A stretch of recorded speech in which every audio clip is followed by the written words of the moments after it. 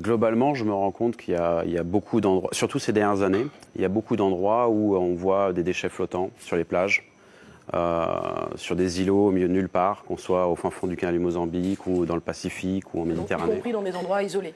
Là où c'est inhabité. Oui. Ça veut dire que la pollution, elle ne connaît pas les frontières. Il n'y a pas de ligne en mer et la pollution, elle se déplace. Et on trouve du plastique partout, on trouve des déchets un peu partout.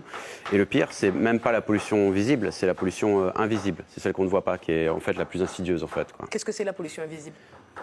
C'est par exemple des éléments chimiques, ça peut être le plastique par exemple va se diviser en microparticules sous l'effet des vagues et des UV du soleil.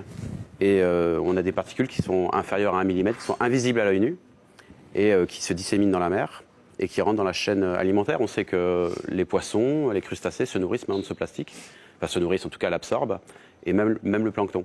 Et donc ça rentre dans la chaîne alimentaire. Si vous mangez du poisson, vous mangez sûrement du plastique. Et c'est une catastrophe.